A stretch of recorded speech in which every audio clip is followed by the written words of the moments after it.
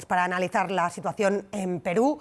Saludamos al profesor de Relaciones Internacionales de la Academia Diplomática de Perú, a Farid Kahat. Buenas tardes. Buenas tardes, ¿qué tal? La movilización y las protestas estamos viendo que van a más, a pesar de que el Congreso aceptó adelantar los comicios a 2024. ¿Qué es lo que piden los manifestantes?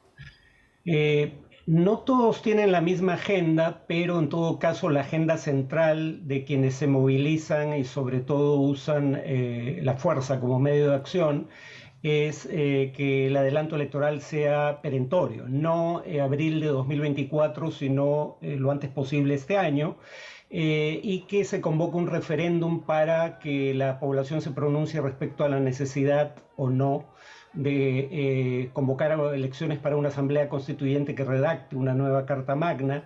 Y claro, en el interín además piden la disolución del Congreso y la renuncia de la presidenta Boluarte. Entonces, es una agenda que es virtualmente imposible de negociar desde la perspectiva del actual gobierno, pero la agenda mínima en donde podría haber acuerdo es que al margen de cuál sea la demanda de cada quien, el Estado utilice la fuerza para reprimir las manifestaciones dentro de las reglas de enfrentamiento que establece la ley, cosa que no está ocurriendo en este momento. Claro, escuchábamos estos días a la presidenta Boluarte responder a esas movilizaciones con enfrentamientos con las fuerzas de seguridad. ¿Le ha faltado mano izquierda a Dina Boluarte? ¿Le ha faltado un discurso más conciliador?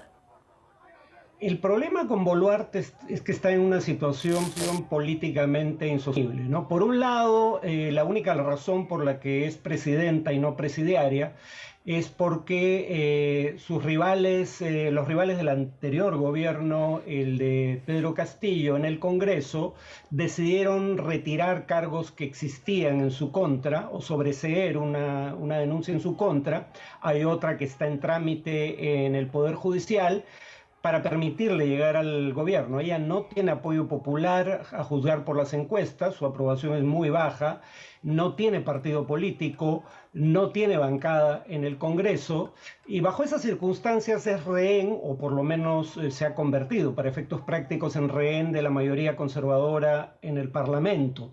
Su margen de maniobra era estrecho, pero su torpeza lo ha hecho aún más pequeño.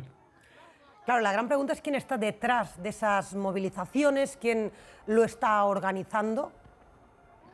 A ver, el gobierno ha hecho cuestión de Estado respecto a la injerencia del expresidente boliviano Evo Morales en la política peruana y se le acaba de prohibir el ingreso al país. Evo Morales tiene una agenda propia regional y sí, él y su organización, sea RUNASUR o sea algunos militantes del Movimiento al Socialismo, el partido de gobierno en Bolivia, han ingresado al Perú de manera clandestina y han realizado actividades de proselitismo, eso es innegable. Pero hay suficiente evidencia como para creer que esa no es la razón fundamental por la que esto está ocurriendo.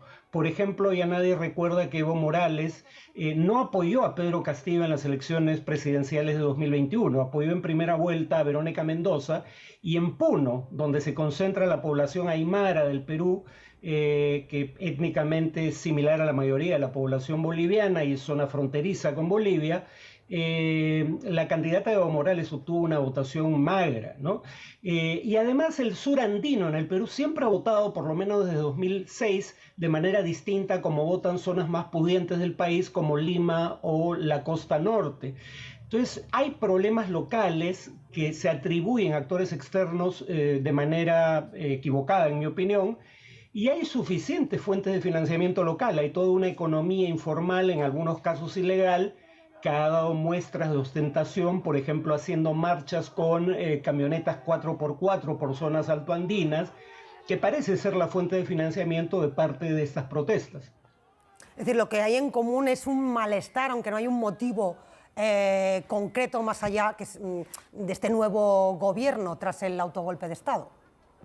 Sí, es un malestar que se expresa de diversas maneras desde hace décadas. Cuando uno ve, por ejemplo, el Barómetro de las Américas, una encuesta que se hace en 18 países de América Latina y el Caribe desde la década del 90 del siglo pasado, Perú consistentemente es uno de los países con más insatisfacción con la democracia, donde más gente está dispuesta a aceptar un régimen autoritario si resuelve problemas, producto en buena medida de la respuesta a la pregunta anterior que mencioné, y eso cada cierto tiempo genera protestas de este tipo. Lo diferente esta vez es la brutalidad de la respuesta oficial. O sea, sí, las protestas han generado actos de vandalismo que deberían ser sancionados, pero vimos en Brasil que las fuerzas del orden develaron el motín de los golpistas, deteniendo a más de 1.200 de ellos sin dar muerte a un solo manifestante.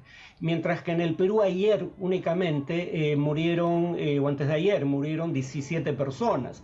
Se está utilizando fuerza excesiva y se está utilizando fuerza contra personas que ni siquiera participan de las manifestaciones. Reuters, la agencia británica de noticias, consiguió un video que lo demuestra en un caso particular. Hoy tengo entendido que el Congreso tiene que aprobar, dar el visto bueno al gabinete de Boluarte. ¿Puede haber sorpresas? ¿Qué puede pasar a partir de ahora? Porque el Gobierno está en la cuerda floja, está claro.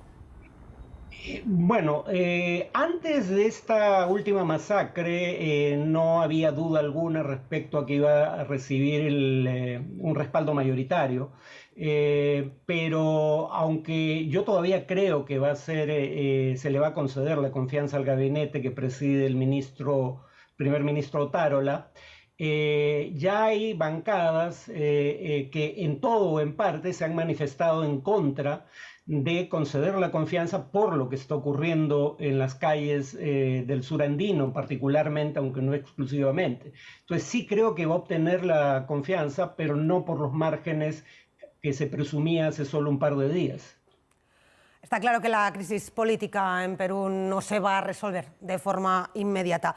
Muchísimas gracias, Farid Kahat. Gracias por atendernos en la tarde en 24 y ayudarnos a entender lo que está pasando ahí en Perú. Buenas tardes. Buenas tardes.